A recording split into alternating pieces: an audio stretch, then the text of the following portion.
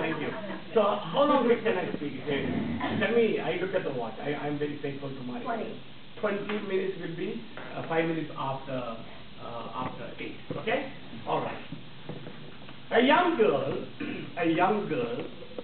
went to the pastor and said, Father, I have committed a besetting sin. A besetting sin. Not a besetting, disturbing sin. So the pastor asked her, my daughter, what is the sin you're talking about? And she said, I go to church on Sunday. I'm a Catholic, a faithful Catholic. And when I am in the church, Father, I can't help thinking that I am the most beautiful girl in the whole assembly. Wow. I struggle with it, Father. I don't want. I know it is not correct. I know it is a sin of vanity. I know, Father. But I just can't help it. The priest looked at her and smiled and said, you know, my daughter, in your case, it is not a sin. It is a horrible mistake.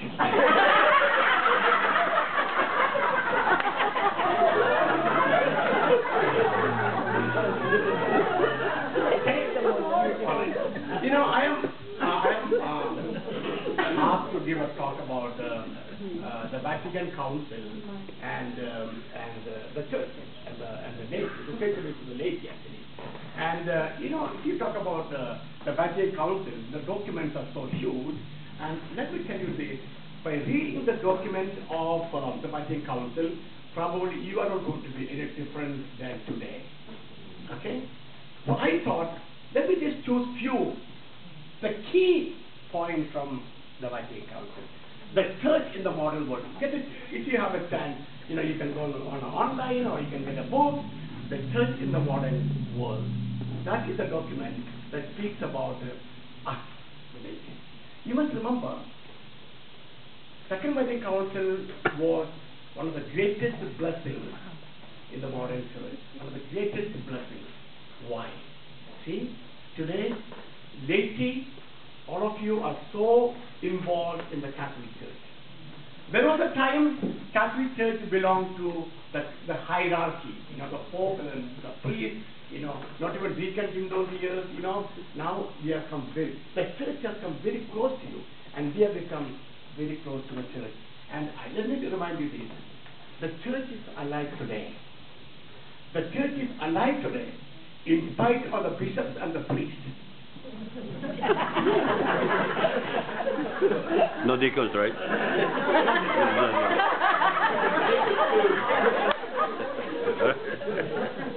See what I'm saying? Because you are the church. You are the church. We are the church. Each one of us. We have a role to play. And we are the church. Which means what? We need to have a sense of belonging. We need to have a sense of belonging. How do we have that sense of belonging?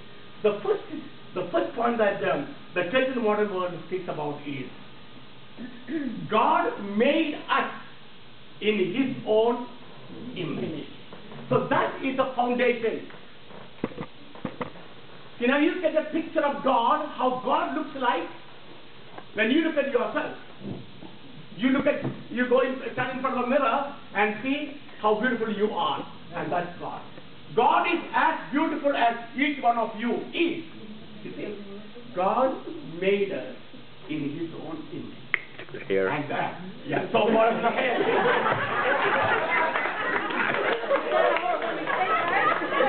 I tell you, this is the day He's so happy. You get the magic. He was with depression actually because no hair, you know. But now that he knows that God is moldy, he's so let's look at this, my dear friends. God has made us in His own image. Think of that. Think of that. That is not that's not a very simple statement. God has made us in His own image, which immediately makes us think that we are brothers and sisters. We are brothers and sisters, number one. Number two, we need one another. We need one another.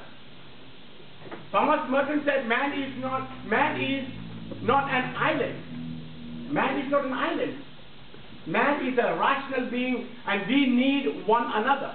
We need one another. We need to depend on somebody else. We need to support one another. So you see, we are brothers and sisters. That is the basic principle of the document, saying we are one.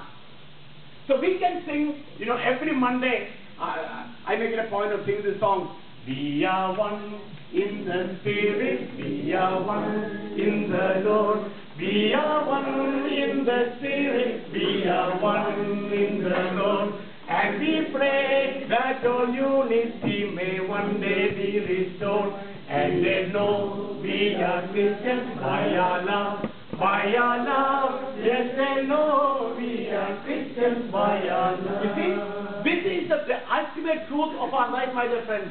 This is the truth, that we are one. We can sing. We are united. There's a bond of love and friendship that comes from God. See? That comes from God. God is the originator of this unity that we should have in our life among us. Because every one of us is made in the image of God. Image of God. Now, see, let me give you a little input on psychology. Now, here is our problem. Here is our problem. We have difficulty, my dear friends, in accepting ourselves.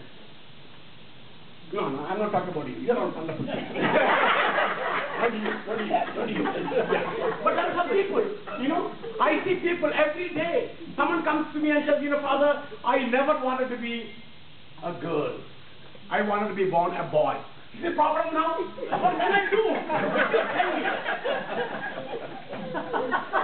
She's crying in front of me. She hates to be a girl. She wanted to be a boy. Now I'm helpless, right?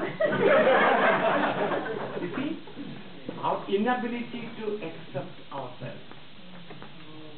When you see we are made in the image of God, one thing becomes very clear immediately, that we are beautiful human beings.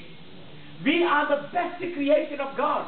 We are the masterpiece of God. You is a masterpiece. No, hey, it doesn't matter. You are masterpiece. And everyone becomes, my dear friends, we become the masterpiece of God.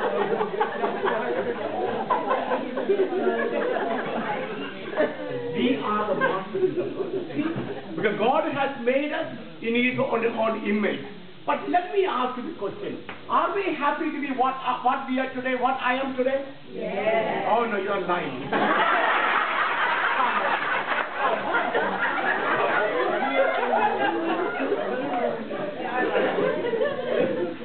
People say, I don't know why what is my color?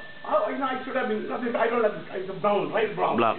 Some say I am too dark or too fair, my eyes are not sparkle like my friend's eyes. All this, we have difficulty, my friends. We have difficulty. We have difficulty in accepting ourselves. Let me tell you this, age is not a barrier for us. We can suffer inside. You will not say it. Who will say among you, I am not happy to be what I am. You will not say it. Because you are too smart. But then we suffer inside. We can suffer. And so we must realize today, we are God's masterpiece. We are very special. We are unique. What is the population of the country today, the world today? 6 billion people. 6 billion people. And can you tell me this? Do you understand this? That among 6 billion people, no 2 people are alike. Are you sure?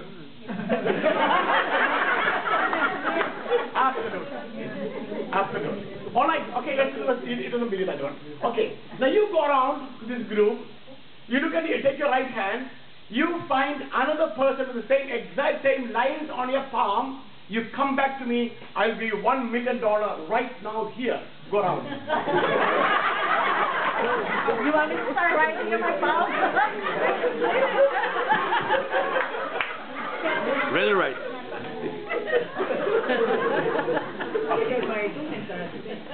Okay. The point is, when we say we are made in God's image, we must love ourselves. We must love ourselves, each one of us. Let me tell you this. I cannot love one another human being. I cannot love my friends, my brothers and my sisters if I cannot love myself. Do you believe that? Yes.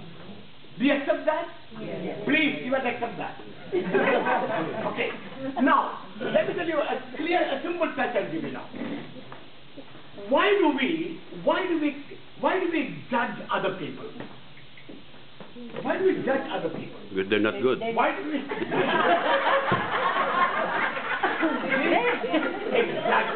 Exactly. They're not like We judge others because they're good. But because you don't like yourself, you don't see you're good enough. See, my dear brother?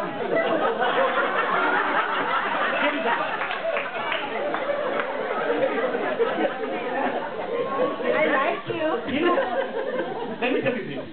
The best, I did my psychology, okay? The best psychologist, I tell you. You know who? Jesus Christ. The best psychologist. There's no better teacher than Jesus Christ. And you don't need to go anywhere to live a happy life. You can live a happy life by reading the gospel and living the gospel every day. Now Jesus talks about one very important thing. He says, you're walking around, you're talking to your brothers and your sisters, and then you tell one of your brothers or one of your sisters, sister, please wait. There's something in your eye. I must. So he takes out the handkerchief. Sorry, is it clean? Okay. So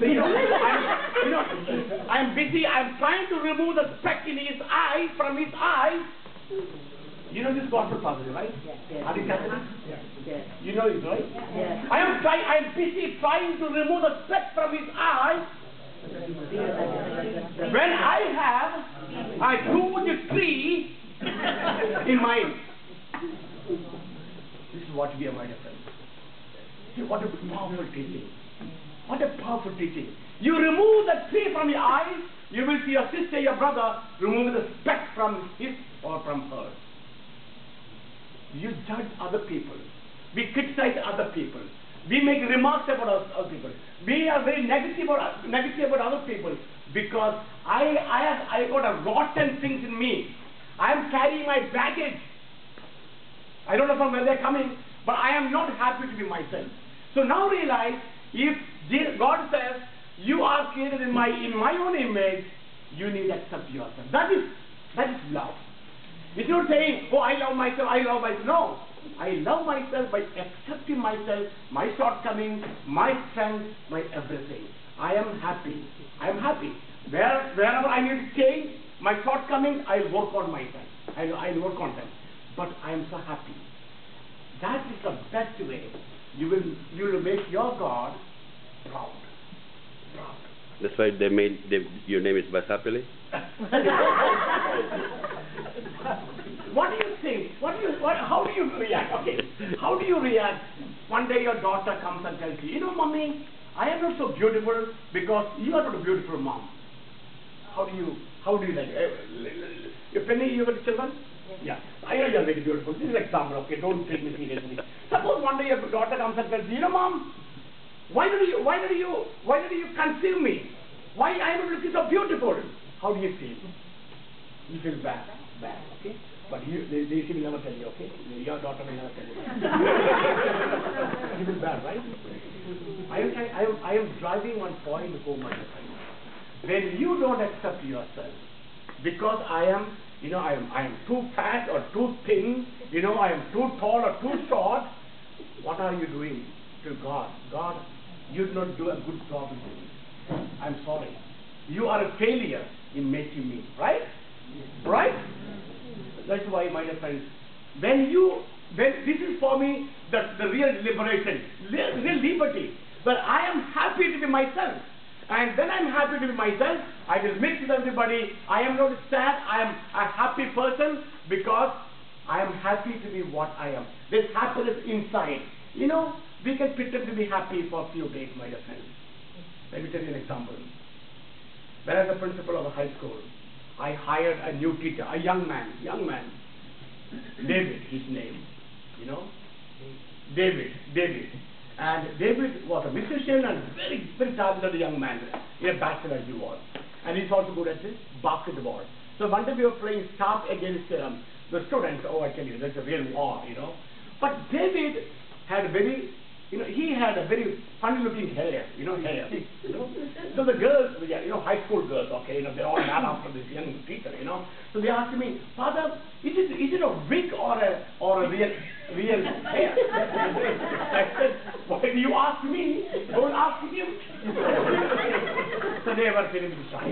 Anyway, so we were playing basketball, staff against the students, and David was playing, and once he jumped to shoot a basket, his wig fell off. No more doubt about whether it's wig or hair. Gone. What I'm saying, my dear friends, we can pretend to be happy. We can put on a facade. We can put on a wig. But that is, see, happiness is an inside business. John Powell speaks about it. John Powell, a famous priest and psychologist. Happiness is an inside business. That's what I want you as a member of the group, be happy. Be happy. That is our apostolate. That is our apostolate. Be happy. Share the happiness with people. There's so much sadness, There's so much, what I call many people in the world today? They're called pressure cookers. Yeah, I'm telling you, Back in India, in a convent, two kitchen girls were cooking lunch, preparing lunch. And they were using pressure cooker. Okay? And suddenly there was a boom, a noise, like an explosion. Thank God the girls were outside the kitchen. They came back, they found the pressure cooker hanging from the ceiling. God gone. Burst. There are many human pressure cookers ready to burst any time. One day you don't know, my dear friends, husbands, when you come back from your work, you'll find your wife hanging on board.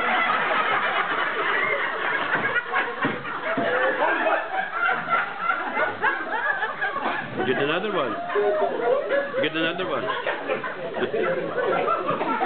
The point that I'm trying to drive home is, my dear friends, so this is, God has made us in His own image. And that is a beautiful message that I want you to, I want you to accept and live by that message. That God has made me who I am, what I am. And let me tell you one point. What you are is more important than what you are or what you have. But the world is not telling you this. The world will laugh at you if you say, what I am is more better than what I have. The world will laugh at you. The world is telling you a new message that what you have is more important than what you are, and the result, 70% of the people living in this country